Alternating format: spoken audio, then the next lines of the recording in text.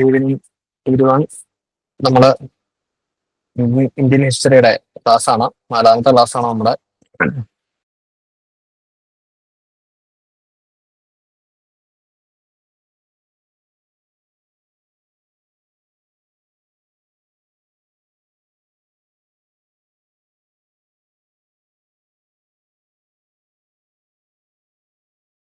നമ്മൾ കഴിഞ്ഞ ക്ലാസ്സിനകത്ത് പ്രധാനപ്പെട്ട വാറ്, അതോടൊപ്പം തന്നെ പ്രധാനപ്പെട്ട സംഭവങ്ങളൊക്കെ നമ്മൾ പറഞ്ഞിരുന്നു.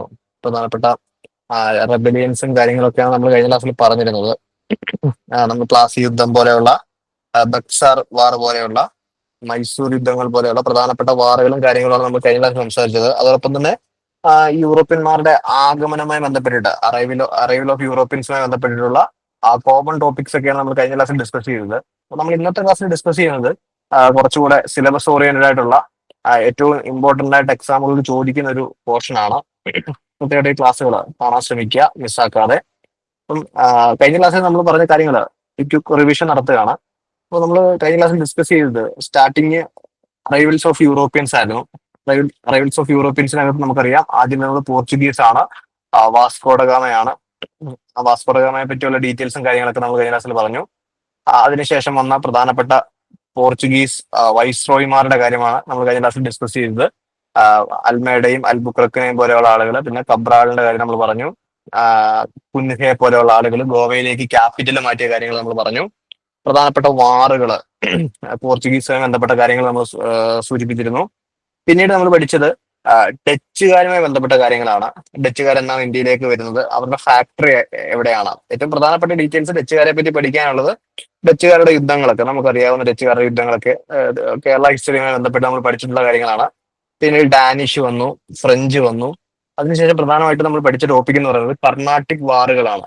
ഇപ്പം പ്രധാനപ്പെട്ട കർണാട്ടിക് വാറുകൾ, ആ കർണാട്ടിക് വാറുകൾ തീരുന്ന ട്രീറ്റീസ് നമ്മൾ പ്രധാനമായിട്ട് നോക്കാൻ പറഞ്ഞിരുന്നു. അങ്ങനെ പ്രധാനപ്പെട്ട ട്രീറ്റീസ് നമ്മൾ നോക്കിയിരുന്നു. അതുമായി ബന്ധപ്പെട്ട് 3ാമത്തെ കർണാട്ടിക് യുദ്ധം വളരെ ഇമ്പോർട്ടൻസ് ഉള്ളതാണ്. വാൻഡിവാഷ് യുദ്ധം എന്നൊക്കെ അറിയപ്പെടുന്ന 3ാമത്തെ കർണാട്ടിക് യുദ്ധത്തെ പറ്റി നമ്മൾ കൂടുതൽ ഡിസ്കസ് ചെയ്തിരുന്നു. അതോടൊപ്പം തന്നെ അതിനുശേഷമാണ് നമ്മൾ പ്ലാസി യുദ്ധത്തിലേക്ക് പോകുന്നത്. പ്ലാസി യുദ്ധം എന്ന് പറയുന്നത് നമ്മൾ പറഞ്ഞിരുന്നു, അതായത് മെർച്ചന്റായിട്ട് ഇന്ത്യയിൽ വന്ന ബ്രിട്ടീഷുകാർക്ക് ഏറ്റവും നന്നായി അടിത്തറ കൊടുക്കുന്ന ഒരു വാറാണ് പ്ലാസി യുദ്ധം. അല്ലെങ്കിൽ ബ്രിട്ടീഷുകാർക്ക് ഇന്ത്യയിൽ അവരുടെ രാഷ്ട്രീയത്തിന് അടിത്തറയിട്ട്, ഒരു രാഷ്ട്രീയ ഒരു ബേസ് കൊടുത്ത യുദ്ധമാണ് പ്ലാസി യുദ്ധം എന്ന് പറയുന്നത്. പ്ലാസി യുദ്ധത്തിന്റെ കാരണങ്ങൾ നമ്മൾ പറഞ്ഞിരുന്നു. ബ്ലാക്ക് ഹോൾ ട്രാജഡി പോലെയുള്ള പ്രശ്നങ്ങളൊക്കെയാണ് പ്ലാസി യുദ്ധത്തിലേക്ക് നയിച്ചത്. പ്ലാസി യുദ്ധത്തിനകത്ത് ആരാണ് അവരെ നയിച്ചത്? നമ്മളെ സിറാജുദ്ദൗലയുടെ നേതൃത്വത്തിലുള്ള ആളുകൾ ഇപ്പുറത്ത് നിന്ന് പോരാടി. അങ്ങനെയാണ് പ്ലാസി യുദ്ധത്തിന്റെ കാര്യം പറഞ്ഞത്. പ്ലാസി യുദ്ധം നയിച്ച റോബർട്ട് ക്ലൈവ് എന്ന് പറയുന്ന ആള്, അദ്ദേഹമാണ് ബ്രിട്ടീഷ് ഇന്ത്യയുടെ അടിത്തറയിട്ട, അല്ലെങ്കിൽ ബ്രിട്ടീഷ് ഇന്ത്യയുടെ ഫാദർ എന്നൊക്കെ വിളിക്കുന്ന ആളാണ് റോബർട്ട് ക്ലൈവ്. നമ്മൾ ഡിസ്കസ് ചെയ്തിരുന്നു. അതുമായി ബന്ധപ്പെട്ട മിർ ജാഫർ, മിർ ഖാസിം പോലെയുള്ള ആളുകളുടെ കാര്യം നമ്മൾ പറഞ്ഞിരുന്നു. പിന്നെ അതിനുശേഷമാണ് നമ്മൾ ബക്സാർ യുദ്ധത്തിലേക്ക് പോയത്. ബക്സാർ യുദ്ധം നമ്മൾ കഴിഞ്ഞ ക്ലാസ്സിലെ കാര്യങ്ങൾ പറയുന്നത് ഈ ക്ലാസ്സിനായിട്ട് കണ്ടിന്യൂഷൻ വരുന്നുണ്ട്, അതുകൊണ്ടാണ്. അതിനുശേഷം ബക്സാർ യുദ്ധം പറഞ്ഞു. ബക്സാർ യുദ്ധം എന്ന് പറയുന്നത് ഈ പ്ലാസി യുദ്ധത്തിന് ശേഷം 1764 സ്റ്റാർട്ട് ചെയ്യുന്ന വാറാണ് ബക്സാർ വാർ എന്ന് പറയുന്നത്. ബക്സാർ വാറിന്റെ കാര്യം നമ്മൾ പറഞ്ഞിരുന്നു.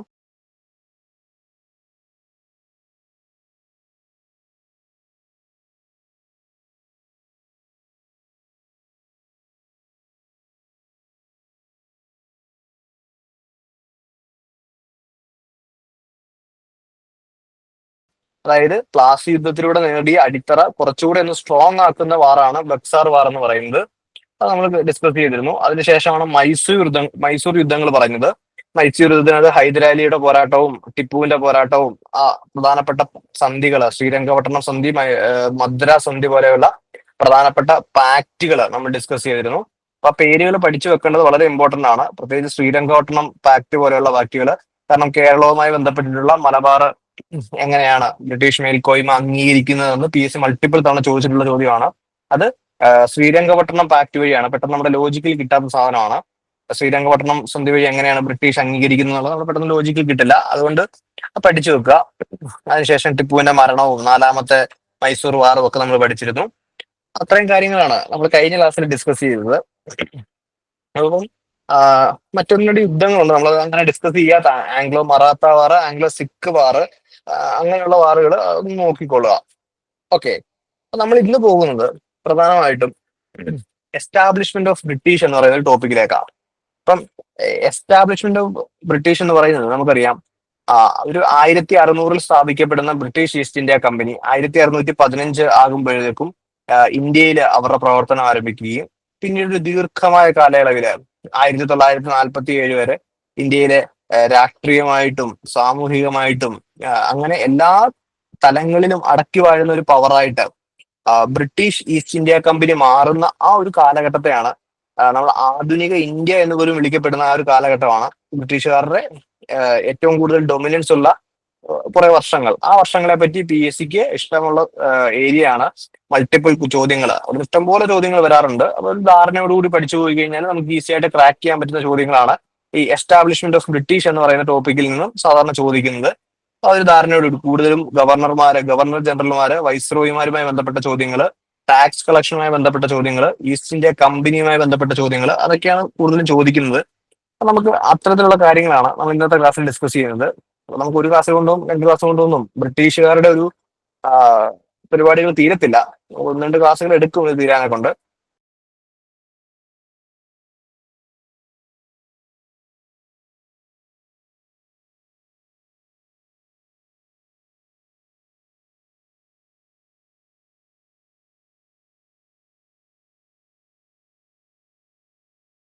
അപ്പൊ നമ്മൾ ഇന്ന് പ്രധാനമായിട്ടും നോക്കുന്നത് ബ്രിട്ടീഷ് ഈസ്റ്റ് ഇന്ത്യ കമ്പനി ഇന്ത്യയിലേക്ക് കടന്നു വരുന്നതും ഇവരിവിടെ ഫാക്ടറികൾ സ്ഥാപിക്കുന്നതും അതിന് അനുമതി കൊടുക്കുന്ന രാജാക്കന്മാർ ആരൊക്കെയാണ്, അല്ലെങ്കിൽ ഏത് രാജാക്കന്മാരുടെ കാലത്താണ് ആരൊക്കെ വന്നിട്ട് ഇവിടുന്ന് അനുമതി വാങ്ങുന്നതെന്നും, അതുപോലെ അവരുടെ ഫാക്ടറീസ് ഇന്ത്യയിൽ എവിടെയൊക്കെയാണ് ഫാക്ടറികൾ സ്ഥാപിക്കുന്നതെന്നും, അതോടൊപ്പം പ്രധാനപ്പെട്ട ഗവർണർ ജനറൽമാരെയാണ് നമ്മൾ പഠിക്കുന്നത്. അപ്പം അതിനകത്ത് ഗവർണർ ജനറൽ ഓഫ് ബംഗാൾ മാറി ഗവർണർ ജനറൽ ഓഫ് ഇന്ത്യ ആവുന്നുണ്ട്. അതുമായി ബന്ധപ്പെട്ട് ചില ഗവർണർ ജനറൽമാർ കുറെ കോൺട്രിബ്യൂഷൻസ് ഇന്ത്യയിൽ നൽകിയിട്ടുണ്ട്. നമ്മൾ കഴിഞ്ഞ ക്ലാസ്സിൽ സബ്സിഡറി അലയൻസ് പോലുള്ള കാര്യങ്ങൾ നമ്മൾ കഴിഞ്ഞ ക്ലാസ്സിൽ ഡിസ്കസ് ചെയ്തിരുന്നു. ഡുപ്ലെക്സിനെ പോലെയുള്ള ആളുകളൊക്കെ നമ്മൾ കഴിഞ്ഞ ക്ലാസ്സിൽ ഡിസ്കസ് ചെയ്തിരുന്നു. അപ്പം ആ ഡുപ്ലെക്സ് കൊണ്ടുവന്ന സബ്സിഡറി അലയൻസ് ഇന്ത്യയിൽ കാര്യക്ഷമമായി നടപ്പിലാക്കിയ ആരാണെന്നൊക്കെ നമ്മൾ കഴിഞ്ഞ ക്ലാസ്സിൽ ഡിസ്കസ് ചെയ്തിരുന്നു. അപ്പൊ അവരുടെ ഒരു ക്രൊണോളജിക്കൽ ഓർഡർ മനസ്സിലാക്കുക എന്നുള്ളൊരു ഉത്തരവാദിത്വം ഉണ്ട്. അതായത് ആരാണ് ആദ്യം വരുന്നത്, ആരാണ് രണ്ടാമത് വരുന്നത് എന്ന കാര്യത്തിൽ ഒരു ധാരണ, ബേസിക് ധാരണ ഉണ്ടാക്കിയെങ്കിൽ മാത്രമേ നമുക്ക് ആ ചോദ്യങ്ങൾ ക്രാക്ക് ചെയ്യാൻ പറ്റൂ. അത്തരത്തിലുള്ള കാര്യങ്ങളായിരിക്കും നമ്മൾ ഇന്ന് ഡിസ്കസ് ചെയ്യുന്നത്. ഓക്കെ, അപ്പൊ നമുക്ക് ക്ലാസ്സിലേക്ക് കടക്കാം. നമുക്ക് നോട്ട് ചെയ്യേണ്ട കാര്യങ്ങളൊക്കെ നോട്ട് ചെയ്ത് പോവാം. ഓക്കെ, നമുക്ക് അത്യാവശ്യം ഇൻട്രസ്റ്റിംഗ് ആയിട്ടുള്ള ടോപ്പിക്കാണ്. അധികം അടുപ്പ് വരാത്ത ടോപ്പിക്കാണ്. അപ്പൊ എന്തെങ്കിലും ഡൗട്ട്സോ കാര്യങ്ങളോ ഒക്കെ ഉണ്ടെങ്കിൽ സ്പോട്ടിൽ തന്നെ നിങ്ങൾ ചോദിച്ചു പോവാം. ഓക്കെ, അപ്പൊ മനസ്സിലാക്കുക, 1600 ഡിസംബർ 31-നാണ് ബ്രിട്ടീഷ് ഈസ്റ്റ് ഇന്ത്യ കമ്പനി സ്ഥാപിക്കുന്നത്. അപ്പൊ ആ ഒരു വർഷം നോട്ട് ചെയ്യണം. 1600 ഡിസംബർ 31 എന്ന് പറയുന്ന ആ ഒരു ഡേറ്റും വർഷവും കൃത്യമായിട്ട് നോട്ട് ചെയ്യണം. കാരണം ലോകത്തിൽ ആരംഭിക്കുന്ന ആദ്യത്തെ ഒരു സ്റ്റോക്ക് കമ്പനിയാണ് ബ്രിട്ടീഷ് ഈസ്റ്റ് ഇന്ത്യ കമ്പനി എന്ന് പറയുന്നത്. നമ്മൾ കഴിഞ്ഞ ക്ലാസ്സുകളിൽ പഠിച്ചിരുന്നു. ഡച്ച് ഈസ്റ്റ് ഇന്ത്യ കമ്പനി വരുന്നത് എന്നാ? ഡച്ച് ഈസ്റ്റ് ഇന്ത്യ കമ്പനി വരുന്നത് 1602-ലാണ്. ഡച്ച് ഈസ്റ്റ് ഇന്ത്യ കമ്പനി, ഈ വർഷങ്ങളൊക്കെ പ്രധാനമാണ്, പഠിച്ചു വെക്കുക. ഇനി ഡെൻമാർക്ക് ഈസ്റ്റ് ഇന്ത്യ കമ്പനി വരുന്നത്, ഡെൻമാർക്ക് ഈസ്റ്റ് ഇന്ത്യ കമ്പനി, ആ പേരുകളെല്ലാം ഈസ്റ്റ് ഇന്ത്യ കമ്പനി എന്നുള്ള ഒരു അർത്ഥത്തിലാണ് നമ്മൾ പറയുന്നത്. അതൊക്കെ ഇന്ത്യയിലേക്ക് ട്രേഡ് നടത്താനുള്ള കമ്പനികളായിട്ടാണ് നമ്മൾ കണക്കാക്കുന്നത്. ചിലതിനെ നമ്മൾ സൗത്ത് ഏഷ്യൻ ട്രേഡിലേക്ക് കണക്ട് ചെയ്യുന്നുണ്ട്. ഓക്കെ, ആ കമ്പനികളുടെ വർഷമാണ് നമ്മൾ നോട്ട് ചെയ്യുന്നത്. അപ്പം ഡെൻമാർക്കില് ആ ഒരു കമ്പനി വരുന്നത് 1616-ലാണ്. പോർച്ചുഗീസിലോ? പോർച്ചുഗീസിൽ നമ്മൾ കഴിഞ്ഞ ക്ലാസ്സിൽ പഠിച്ചതാണ്. പോർച്ചുഗീസിൽ എന്നാണ് ആ കമ്പനി വരുന്നത് എന്നുള്ള കാര്യം നമ്മൾ കഴിഞ്ഞ ക്ലാസ്സിൽ പഠിച്ചതാണ്. പോർച്ചുഗീസിൽ വരുന്നത് 1628-ലേ വരുന്നുള്ളൂ. 1628-ലേ വരുന്നുള്ളൂ. ആ, അതിനും ശേഷമാണ് ഫ്രാൻസിൽ വരുന്നത്. ഫ്രാൻസിൽ നമ്മൾ അദ്ദേഹത്തിന്റെ പേരും ലൂയിസ് 14-ന്റെ മന്ത്രിയുടെ പേരൊക്കെ നമ്മൾ പറഞ്ഞിരുന്നു. 1664-ലാണ്. 1664-ലാണ് ഫ്രാൻസില് ഈ ഇന്ത്യയിലേക്ക് കച്ചവടം നടത്താനൊക്കെ കൊണ്ട് ഒരു ഈസ്റ്റ് ഇന്ത്യ കമ്പനി എന്ന നിലയിൽ എസ്റ്റാബ്ലിഷ് ചെയ്യുന്നത്. അപ്പൊ നോക്കുക, ബ്രിട്ടീഷ് ഈസ്റ്റ് ഇന്ത്യ കമ്പനിയാണ് ലോകത്ത് വെച്ച് സ്ഥാപിതമായതിൽ ഏറ്റവും ആദ്യം സ്ഥാപിതമായ ഒരു സ്റ്റോക്ക് ബേസ്ഡ് ഒരു ട്രേഡ് കമ്പനി എന്ന് അറിയപ്പെടുന്നത്. അത് ബ്രിട്ടീഷ് ഈസ്റ്റ് ഇന്ത്യ കമ്പനിയാണ് 1602-ല്. ഓക്കെ, അപ്പം അത് നോട്ട് ചെയ്ത് വെക്കുക. അപ്പൊ ഇതിന്റെ ഫൗണ്ടിങ് മെമ്പേഴ്സ് എന്ന് പറയുന്നത് ജോൺ വാട്സണും ജോർജ് വൈറ്റ് എന്നറിയപ്പെടുന്ന ഒരു കൊമേഴ്ഷ്യൽ വെഞ്ചേഴ്സ് ആയിരുന്നു. അതായത് ട്രാവലൊക്കെ നടത്തി അവര് ഈ ലോകത്താകമാനം കച്ചവടമൊക്കെ നടത്തിക്കൊണ്ടിരുന്ന ജോൺ വാട്സും ജോർജ് വൈറ്റും എന്ന് പറയുന്ന 2 കൊമേഴ്ഷ്യൽ വെഞ്ചേഴ്സ് ആയിരുന്നു ഇത് ആദ്യമായിട്ട് കമ്പനി സ്റ്റാർട്ട് ചെയ്യുന്നത്. അപ്പൊ ഈ കമ്പനി സ്റ്റാർട്ട് ചെയ്യുന്ന സമയത്ത് ഈ കമ്പനിയുടെ പേര് നോട്ട് ചെയ്ത് വെക്കുക.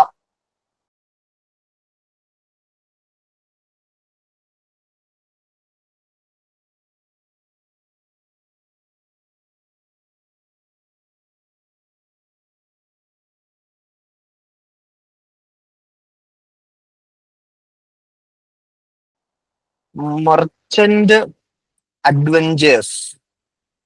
മർച്ചന്റ് അഡ്വഞ്ചേഴ്സ് എന്നുള്ളൊരു പേരായിരുന്നു ആദ്യം കമ്പനിക്ക് ഉണ്ടായിരുന്നത്. ഓക്കെ, അത് ഒരു കച്ചവടക്കാരുടെ സംഘടനയാണ്. ഒരു കച്ചവടക്കാരുടെ സംഘടനയാണ് ഈ മെർച്ചന്റ് അഡ്വഞ്ചേഴ്സ് എന്ന് പറയുന്നത്. ഒരു കച്ചവടക്കാരുടെ സംഘടനയാണെന്നുള്ളൊരു ബേസ് പഠിച്ചു വെക്കുക. ഓക്കെ, അപ്പം അതിനുശേഷം ഈ കമ്പനിക്ക് മറ്റൊന്ന് രണ്ട് പേരുകൾ വിളിക്കാറുണ്ട്. ജോൺ കമ്പനി എന്ന് ഈ കമ്പനിയെ വിളിക്കാറുണ്ട്. അപ്പൊ അത് നോട്ട് ചെയ്ത് വെക്കുക.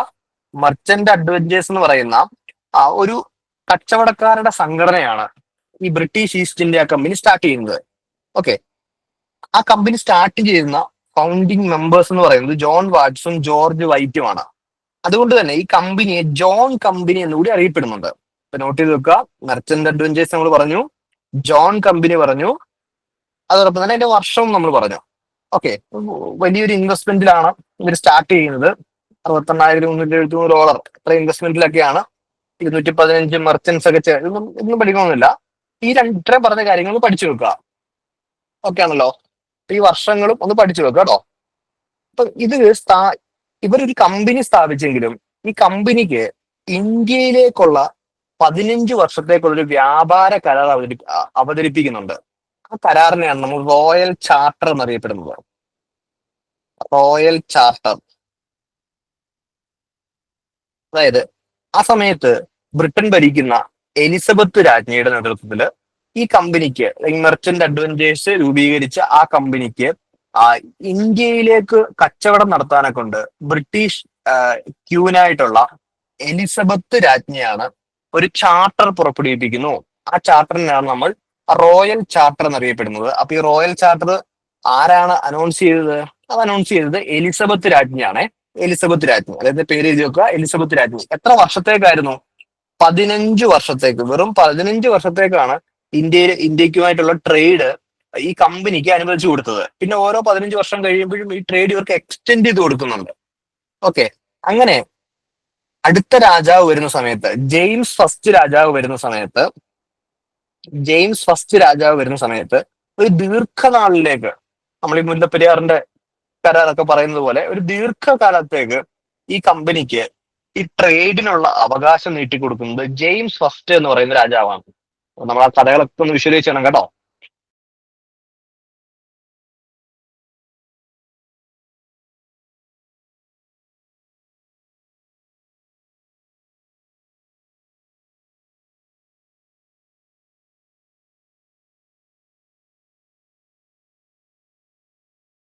ആദ്യമേ എലിസബത്ത് രാജ്ഞി വന്നിട്ട് പറഞ്ഞു 15 വർഷത്തേക്ക് ഈ ജോൺ കമ്പനി അല്ലെങ്കിൽ മെർച്ചന്റ് അഡ്വഞ്ചേഴ്സ് എന്ന് പറയുന്ന അവർ തുടങ്ങിയേക്കുന്ന ആ കമ്പനിക്ക് ഇന്ത്യയിൽ ട്രേഡ് നടത്താമെന്ന് പറയുന്നു. അതിനുശേഷം വരുന്ന രാജാവാണ് ജെയിംസ് ഫസ്റ്റ്. ജെയിംസ് ഫസ്റ്റ് രാജാവ് പറയുന്നു എന്ത് പറയുന്നു? നിങ്ങൾ അനന്തകാലത്തേക്ക് ട്രേഡ് നടത്തിക്കോ, കുഴപ്പമൊന്നുമില്ല. ഇതിന് കാരണം എന്ന് പറയുന്നത് ഈ ജെയിംസ് ഫസ്റ്റ് അടക്കമുള്ള രാജാക്കന്മാരുടെ അല്ലെങ്കിൽ ബ്രിട്ടന്റെ കിങ്ങും ക്യൂനുമായിട്ടുള്ള ആളുകളുടെയൊക്കെ നോമിനികളാണ് ഈ 215 പേരിൽ കുറെ അധികം ആളുകൾ. പറഞ്ഞ മനസ്സിലാവുന്നുണ്ടല്ലോ. അതായത് ഈ കമ്പനിയിൽ സ്റ്റോക്ക് ഇൻവെസ്റ്റ് ചെയ്തിരിക്കുന്ന, ആ സ്റ്റോക്ക് ഇൻവെസ്റ്റ് ചെയ്യാൻ എന്ത് കിട്ടും? നമുക്ക് പ്രോഫിറ്റ് കിട്ടും. കമ്പനിക്ക് കിട്ടുന്ന പ്രോഫിറ്റ് എന്ന് വെച്ചാൽ വളരെ വലിയ പ്രോഫിറ്റാണ് ഇന്ത്യയിൽ നിന്ന് കിട്ടുന്നത്. നമ്മൾ ഏകദേശം അന്നത്തെ ബംഗാൾ എന്ന് പറയുന്ന ഒരു പ്രൊവിൻസിന്റെ GDP എന്ന് പറയുന്നത്, GDP എന്ന് പറഞ്ഞാൽ ഗ്രോസ് ഡൊമസ്റ്റിക് പ്രോഡക്റ്റ്, ആ GDP എന്ന് പറയുന്നത് ഏകദേശം ലോകത്തിന്റെ GDPയുടെ 10% വരുമായിരുന്നു. ബംഗാൾ എന്ന് പറയുന്ന ആ ഒരു പ്രദേശത്തു നിന്ന് മാത്രം കിട്ടുന്ന സാമ്പത്തിക ലാഭം എന്ന് പറയുന്നത്. അതുകൊണ്ട് തന്നെ ഈ കമ്പനിക്കുള്ള പ്രോഫിറ്റും വളരെ വലുതായതുകൊണ്ട് ജെയിംസ് ഫസ്റ്റ് രാജാവിന്റെ കുറെ ശിഷ്യന്മാരും മക്കളും അനന്തരവരും ഒക്കെ ഈ കമ്പനിക്കകത്ത് സ്റ്റോക്ക് ഇൻവെസ്റ്റ് ചെയ്തിട്ടുണ്ട്. അതുകൊണ്ട് ഈ കമ്പനിയുടെ ഇവിടുത്തെ ട്രേഡ് മോണോപോളി അത് ഇൻഫിനിറ്റ് നമ്പറിലേക്ക് കൊടുക്കുന്നത് ജെയിംസ് ഫസ്റ്റ് രാജാവാണ്. അപ്പൊ ഇത് മനസ്സിലാക്കിയിരിക്കുക. അപ്പൊ നമ്മൾ രണ്ട് രാജാക്കന്മാരുടെ പേരാണ് പറഞ്ഞത്. ഒരു ക്യൂവിന്റെ പേര് പറഞ്ഞു, എലിസബത്ത് ക്യൂനാണ് റോയൽ ചാർട്ടർ പ്രഖ്യാപിക്കുന്നത്. അതിനുശേഷം വരുന്നത് ജെയിംസ് ഫസ്റ്റ് ആണ് അനന്തകാലത്തേക്ക് ഈ കമ്പനിക്ക് നീട്ടിക്കൊടുക്കുന്നത്. ഇത്തരം കാര്യങ്ങൾ ഓക്കെ ആണല്ലോ. അപ്പൊ നമ്മള് അതിനുശേഷം ഇവർ ഇങ്ങോട്ടേക്ക് വരികയാണ്. കമ്പനി ഇന്ത്യയിലേക്ക് ട്രേഡ് നടത്താനെ കൊണ്ട് വരുന്നു. അങ്ങനെ പെട്ടെന്ന് വന്ന് ഇന്ത്യയിൽ ട്രേഡ് നടത്താൻ കഴിയില്ല. കാരണം ഇവിടെ ഒരു സ്ട്രോങ് ആയിട്ടുള്ള പവർഫുൾ ആയിട്ടുള്ള ഒരു കിങ്ഡമാണ് ആ സമയത്ത് ഇന്ത്യ ഭരിക്കുന്നത്. നമുക്കറിയാം 1526 തുടങ്ങിയ 1707 വരെ ഒരു പവർഫുൾ റൂളിംഗ് ക്ലാസ് ഇന്ത്യയിലുണ്ട്. അതാരാണ്? മുഗൾസ് ആണ്, അല്ലെ? മുഗൾസ് ആണ്. അപ്പം അതുകൊണ്ട് തന്നെ ഇന്ത്യയിലേക്ക് പെട്ടെന്ന് വന്നിട്ട് ബ്രിട്ടീഷുകാർക്ക് ട്രേഡ് നടത്താം, അല്ലെങ്കിൽ ബ്രിട്ടീഷിൽ ഏതെങ്കിലും ഒരു കമ്പനി വന്നിട്ട് അവർക്ക് തോന്നിയ പോലെ ഇവിടെ ട്രേഡ് നടത്താമെന്നൊക്കെ വിചാരിച്ചു കഴിഞ്ഞാൽ നടക്കില്ല. കാരണം എന്തുണ്ട്? ഇതിലൊരു പവർഫുൾ റൂളിംഗ് ക്ലാസ് ഉണ്ട്. ആ ക്ലാസ് ആണ് മുഗൾ രാജാക്കന്മാർ എന്ന് പറയുന്നത്. ഓക്കെ, അപ്പൊ നമുക്ക് ആ വന്ന ആളുകളുടെ ലിസ്റ്റ് ഒന്ന് നോക്കണം. ഓക്കെ, വന്ന ആളുകളുടെ ലിസ്റ്റ് നോക്കണം. അപ്പൊ നമുക്ക് വന്ന ആളുകളുടെ ലിസ്റ്റ് നോക്കിയതിന് ശേഷം നമുക്ക് അങ്ങോട്ടേക്ക് പോകാം. ആദ്യം 1605 വരെ, അതായത് ഈ കമ്പനി, ക്വസ്റ്റ്യൻ കേൾക്കുക, ബ്രിട്ടീഷ് ഈസ്റ്റ് ഇന്ത്യ കമ്പനി സ്ഥാപിതമായ സമയത്ത് ആരായിരുന്നു ഇന്ത്യയിലെ ഭരണാധികാരി എന്ന് ചോദിച്ചാൽ മനസ്സിലാക്കി പഠിക്കുക. ബ്രിട്ടീഷ് ഈസ്റ്റ് ഇന്ത്യ കമ്പനി സ്ഥാപിതമാവുന്നത് എന്നാണ്? 1600. അപ്പോൾ ബ്രിട്ടീഷ് ഈസ്റ്റ് ഇന്ത്യ കമ്പനി സ്ഥാപിതമായ വർഷത്തിൽ ഇന്ത്യയിൽ ഭരിക്കുന്ന രാജാവ് ആരാണെന്ന് ചോദിച്ചു കഴിഞ്ഞാൽ അത് അക്ബറാണ്. തെറ്റിപ്പോകരുത്, തെറ്റിപ്പോ നല്ല ചാൻസ് ആണ്. ഇന്ത്യയിൽ ഇത് 1600 വരുന്നില്ല. 1600 ബ്രിട്ടനിലാണ് സ്ഥാപിതമായത്, ഇന്ത്യയിലല്ല. അപ്പൊ ബ്രിട്ടനിൽ 1600 സ്ഥാപിതമായ സമയത്ത് ഇന്ത്യ ഭരിക്കുന്ന രാജാവ് ആരാണെന്ന് ചോദിച്ചു കഴിഞ്ഞാൽ ആരായിരുന്നു രാജാവ്? അത് അക്ബറാണ്. അക്ബറാണ്. 1556 മുതൽ 1605 വരെ ഇന്ത്യ ഭരിച്ച മുഗൾ രാജാവ്, ഏറ്റവും പവർഫുൾ റൂളർ ആയിരുന്നു അക്ബർ എന്ന് പറയുന്ന രാജാവ്. ഓക്കെ, അപ്പം അക്ബറിന്റെ സമയത്ത് കുറച്ചധികം ആളുകൾ ഇന്ത്യയിലേക്ക് വരുന്നുണ്ട് കേട്ടോ. അപ്പൊ നമുക്ക് നോക്കിയേ ആരൊക്കെയാണ് വരുന്നതെന്ന് ചോദിച്ചു കഴിഞ്ഞാൽ പ്രധാനമായിട്ടും ആ ഇവരുടെ ഒരു പയനിയർ ഓഫ് ഇംഗ്ലീഷ് എന്നറിയപ്പെടുന്ന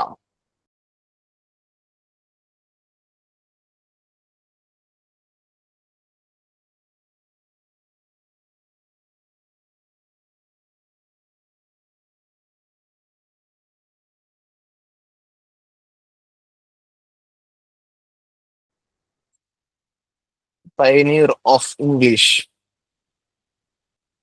അതായത് ഇംഗ്ലീഷുകാരുടെ മുൻഗാമി എന്നൊക്കെ അറിയപ്പെടുന്ന, അല്ലെങ്കിൽ മാർഗദർശിയായ ഇംഗ്ലീഷുകാരൻ എന്നറിയപ്പെടുന്ന മാസ്റ്റർ റാൾഫിച്ച് എന്ന് പറയുന്നത്, നമ്മൊരു മൂന്നാളുകളുടെ പേര് പറയും, ആ പേര് കറക്റ്റ് ആയിട്ട് നോട്ട് ചെയ്യണേ.